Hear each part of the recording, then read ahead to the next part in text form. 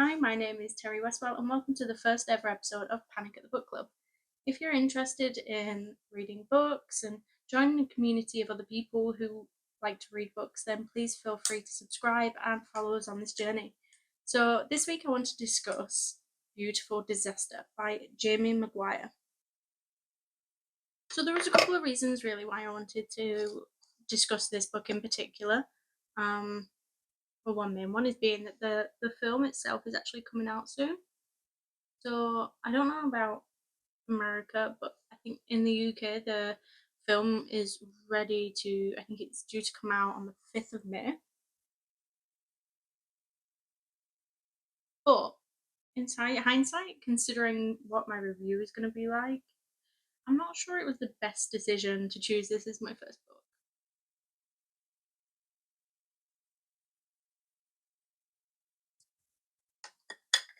So full disclosure, I am not a professional at all with makeup, so please don't judge.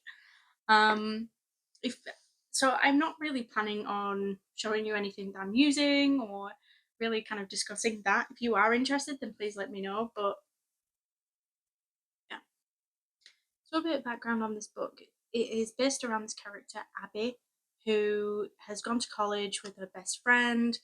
She you kind of get information in dribs and jabs that she's kind of escaped her father. She wants absolutely nothing to do with him. So in Vegas, she was a part of the poker scene with her dad, and let's just say it kind of ended badly, and she wants nothing to do with that scene anymore. So she's moved to this new location where her college is to get away from that and to kind of build a new life for herself that was a little bit more mainstream, a little bit more safe and secure. Great, fine. So she ends up bumping into this Travis Mad Dog Maddox, who just so happens to be her best friend's boyfriend's roommate. She's my best friend. Now she expresses from the very beginning she has absolutely no interest in him, blah blah blah. Well, obviously that's not real. So she has no interest in this Travis Maddox, um, because she has this vision of who it is that she should be with.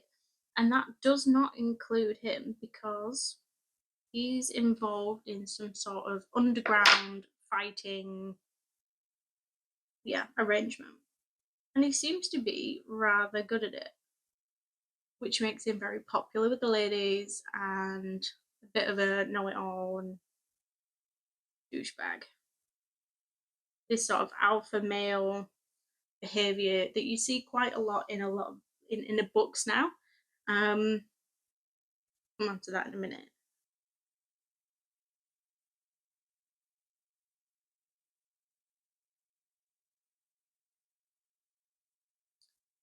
So she expresses on multiple occasions she's not interested in him. She wants absolutely nothing to do with him. But dun dun dun, there is a water issue at her on-campus location, her on-campus apartment, and obviously her best friend says, "Well, come stay at my boyfriend's with me." Travis also lives there. Now, I get it, ish. I don't get why she had to sleep in his bed, but whatever. So there's a hot water issue, boiler issue at our on-site on-site college campus. So she, as you do, moves in with her best friend's boyfriend and his roommate. Um, Now again, she keeps expressing that she has absolutely zero interest in him. Fine. But then the relationship develops as they always do in these books. Yes, whatever. And they finally, even even while even while they were just, they weren't really seeing each other, they were just friends. He was really protective over her. wouldn't let her talk to any guys, wouldn't let any guys talk to her or approach her. And were just overall really overprotective, and controlling of what she did. And I don't really get why it's become so popular nowadays to have this sort of toxic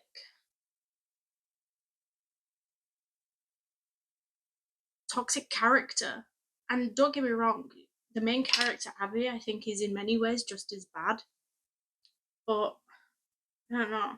It kind of I don't know if y'all watched or read After by Anna Todd, but it's kind of those sort of relationship vibes of it's not good, and because you're romanticizing it, you're telling these young people who are reading this book that this sort of behavior in a relationship is okay, and it's just not.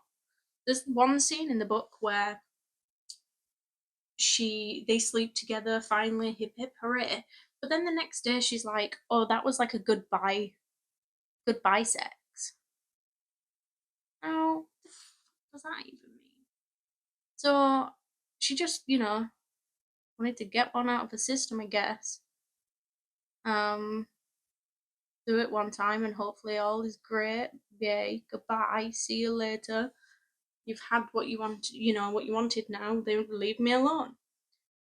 Now, I mean, considering that I think she knew how he felt, that was really shitty of her. In my language. That was really mean of her. But then his behavior the next day is like a red flag, to say the least. So when he finds out that she's left, he smashes everything up. So he smashes up his room, he smashes his phone, he just starts going around throwing around basically. And I don't know, if someone starts throwing a hissy fit like that, if someone starts throwing stuff around in response to something you've done, go get out of there. Or die, you know? That's not normal behavior.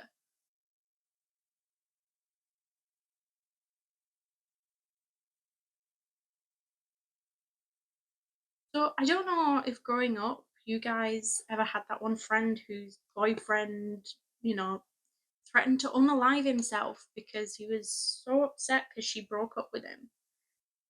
It's like that. That's not normal behavior. That is abusive and manipulative. And if anyone does that to you, that's not just a red flag, that's a get out of their flag. I have not planned what I'm doing. Yeah, like he would prevent anyone from getting close to her. He would prevent anyone from dancing with her at the club and just overall be like super jealous and controlling and just there. And as I said, she wasn't exactly much better with like her behavior towards him.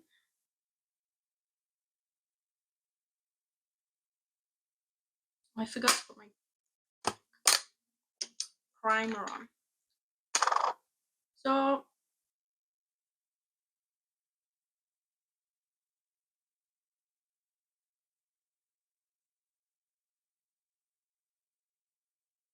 Abby was just in general leading Travis on, messing him around a little bit, being flaky because she had this idea of how her life was going to be and how it was going to turn out, and it wasn't going to turn out. It wasn't going to be with a bad guy like Travis. I'm not being funny, but man, like you can control yourself. Like if you don't want to be with him, then don't be with him. Go away from him, leave him alone. Stop. It's not. It's not that hard. Whereas, like, literally sleeping in his bed because I don't know, your on-site campus, their boiler's broken. You could go there for just a shower, and then continue to live in your own apartment. You didn't have to sleep in his bed during that time. You didn't have to grow a relationship with him.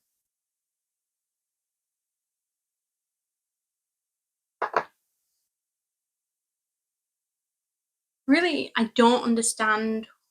I think fetishizing this toxic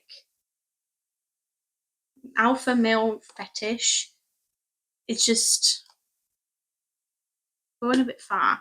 I get like you see it quite often in things like supernatural books and werewolf books and vampire books and whatever. But the thing is, it's in a universe that's quite obviously not real. You kind of expect that behavior from these sort of characters. What these authors are doing is they're creating a world that's realistic through the lives of a young adult. So a lot of it, in some ways, is very relatable, including these sort of behaviors, these sort of relationships. And all they're doing is saying, hey, this relationship, it's normal. This sort of behavior in a relationship, you can change him. That's normal, and it's not normal.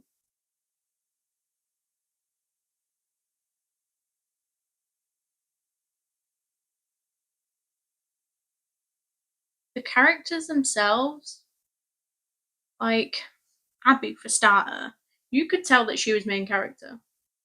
She barely thought about anyone but herself during the whole process.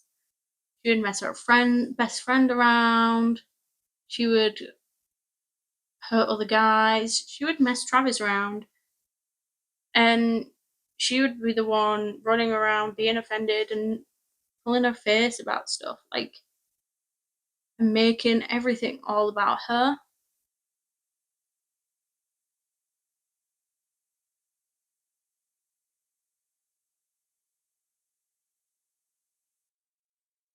Now, I don't think any of these characters were in America. I don't think they were of like legal age to drink. But Travis, now he had a massive drinking problem. Yet again, another red flag. And he would just go get drunk, and he would just say stuff and do stuff that he didn't mean. Like, they had a disagreement one night, or they were just friends or whatever, and he brought back two girls and had sex with them on the sofa while she was living at his apartment. Now, I'm conflicted by this because that's one really shitty behavior anyway. Like, even if I was just staying at a friend's house, if they did that, I'd feel a bit like, what the, you know? But if you are constantly telling a guy that you are not interested in being with him, you are not interested in him, like, being with him in any way, shape, or form romantically, and then he goes out and he sleeps with another girl, you have no right to then pull your face about it. Like, let him live his life. You can't. It can't be. I don't want you, but no one else can have you. Sort of attitude.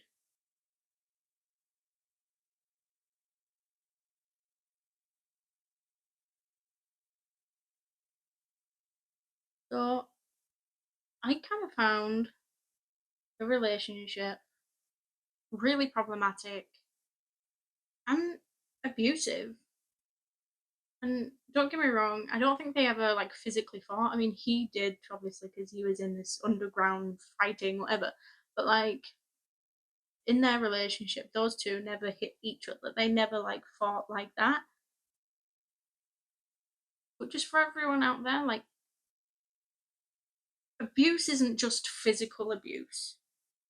Someone doesn't have to throw a punch. Your partner doesn't have to hit you to be abusing you.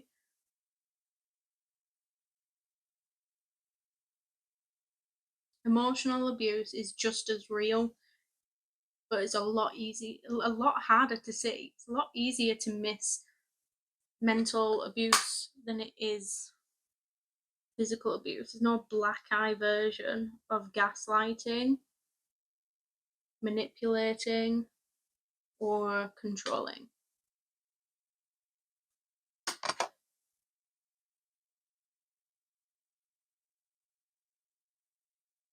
So in this storyline, they finally start dating. Great, she meets the family and find out, oh, she's the daughter of whomever. She's a lucky 13, and she is an amazing poker player, and that's how she swindled them. One evening when they played poker, and they're in love with her. They immediately treat her as part of the family.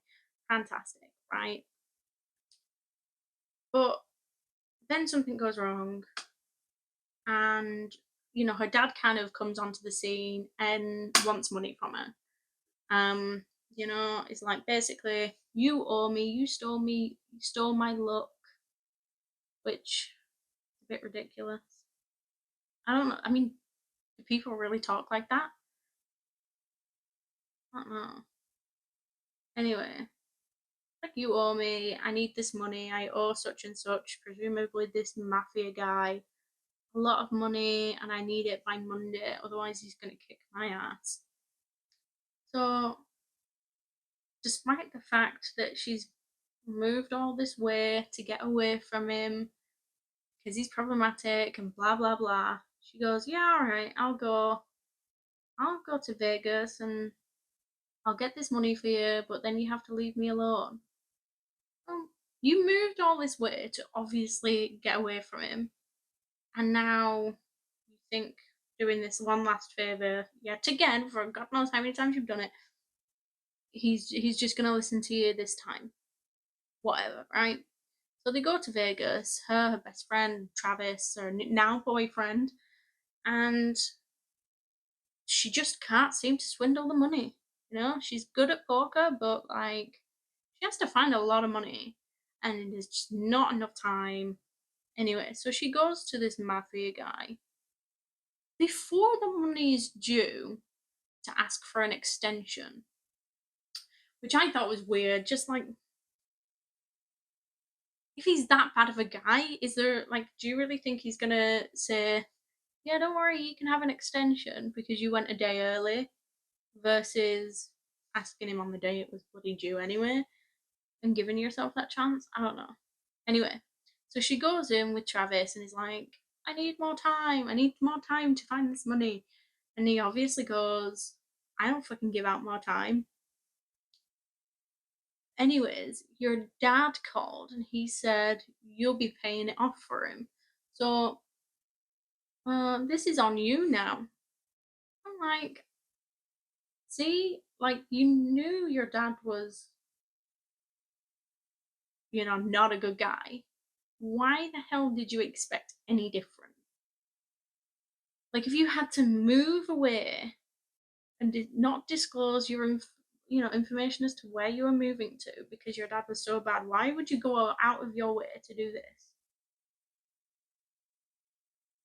Death or not, I mean, she wants to do it to save his life, but it doesn't sound like he's too concerned about her life.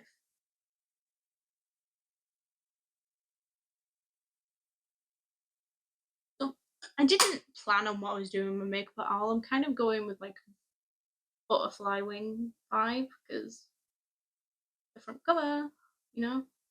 Um. Anyway, continue with the story. Travis ends up fighting for the mafia guy because he's really good at it. In order to get this money for her dad. Now it works, but then he offers him like essentially a job and says, if you can keep coming fighting with me and I will set you up for life, you'll have all of this money. And he's like, oh, such a good deal, right?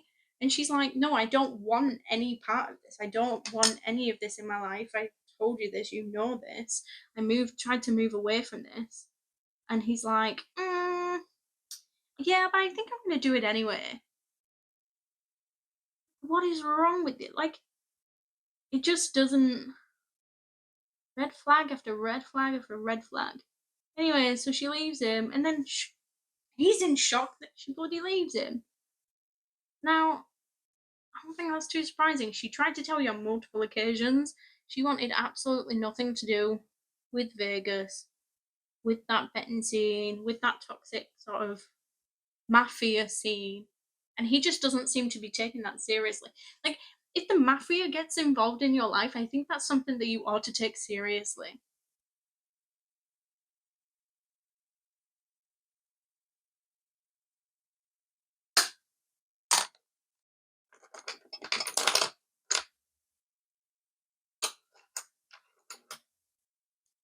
just think the whole Vegas scene was ridiculous. Really, as I said, the whole thing just gives me the same similar sort of vibes to Anna Todd's After. It just seems like justification of that behavior is fine because you fancy the guy, and it's not acceptable behavior no matter what relationship is, no matter who the guy is or girl. So I don't know. The premise, I just feel like the book could have been so much better than it was, you know? I just think the premise was quite good for a young adult book without the whole, you know, abusive partner thing. I honestly do not understand this toxic alpha male fetish. I think it's giving people the wrong vibe. I think it's teaching people the wrong things, personally. I don't know, I just kind of felt like the whole thing was an absolute disaster. I just feel that they were abusive to each other. I mean, he was definitely worse, like emotionally manipulative, but they were just as bad as each other, and just the whole thing was a mess.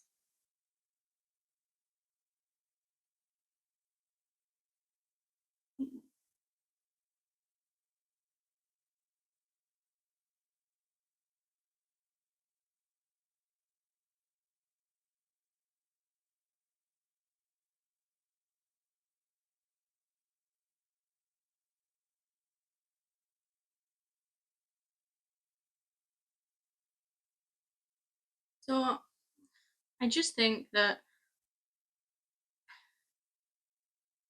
if they'd have just toned it back on that toxic relationship fetish, if they did just made the relationship more normal, yeah, okay, everyday issues and an issue here and there, fine. But to full on smash a room because she left, and to prevent any guy from dancing with her when they weren't even together, and just and to be that hot and cold and leading someone on because yeah, you like him, but you've decided that he doesn't fit in your perfect world of what your life is going to turn out to be like. I just I think without that, the book would have been so much better and more relatable. Like, I like a good relatable book. I mean, I like, mysteries and things that I certainly can't relate to, but when it comes to stuff like this, I really like books that you can relate to. Like, I want the characters to be together, not like I want to pull both of their hair out and knock their heads together.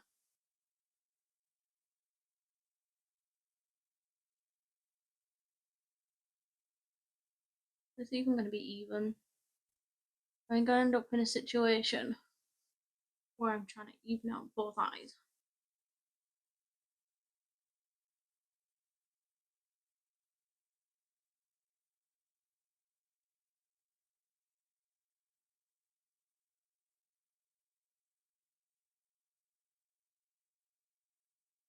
The left one is definitely.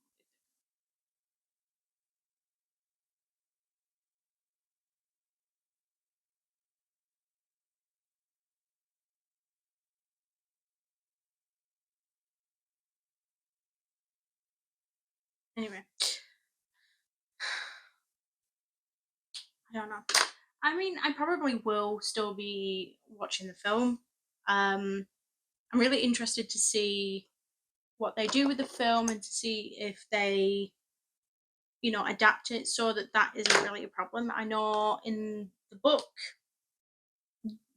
Anna Todd did the After. I know that the book was a lot worse than the film. They did really tone back a lot of like the abusive behavior, and great. I mean, it was still, the film still had very prominent problems with the relationships, and it still definitely idealized those sort of things that I think is problematic, but it wasn't as bad as the book.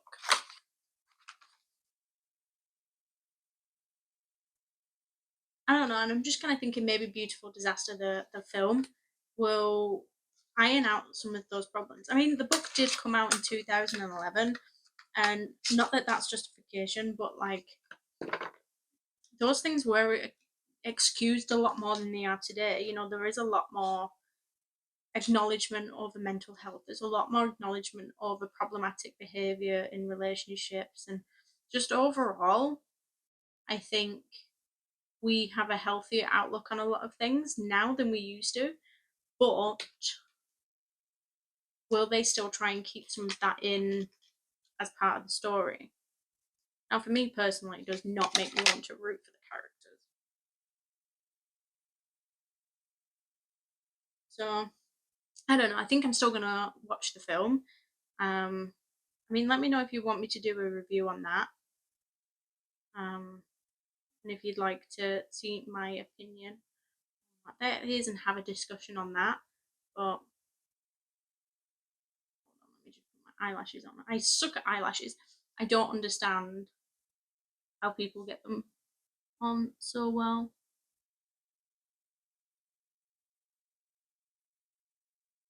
Part of the reason why I wanted to do this is because I absolutely hate the idea of sitting on the sofa for like an hour, 2 hours sometimes, trying to figure out what book it is I want to read next. So if you have any recommendations, or if there's any books that you would like to read with me, then please, please, please feel free to suggest and let me know what you think. And yeah.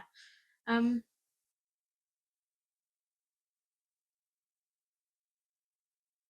so I'm going to aim to do this once every week. Obviously, I know that everybody else's schedules are different, and you might not be able to do one a week. So what I'm going to do is I'm going to suggest a book for next week, and as well as the book that we'll be reading after the week after that as well. So if one week works for you, then fantastic, stick with my schedule. But if you think 2 weeks is a little bit more, suits your schedule a little bit better, then obviously feel free to skip one and read the next one.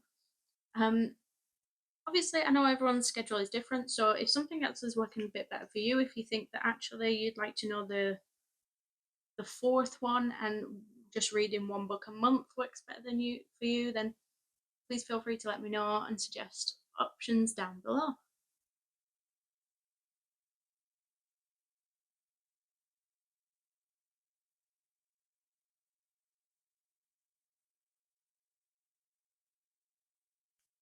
So next week I'm thinking of reading A Simple Favour by Darcey Bell. And for the week after that, if you can't meet that first one, I am thinking The Girls I've Been by Tess Sharpe. Now, if you've read any of these, then obviously you don't need to reread them, but still feel free to join on that week. And if you have any comments that you would like me to share during next week's book club, then please remember to post them below or directly to me by Monday latest.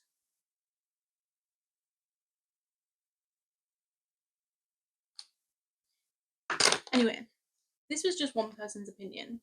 I definitely thought that they had a problematic relationship. I think it idealized those problematic alpha male toxic um, relationships, and I just don't think it was a particularly healthy way to view a relationship.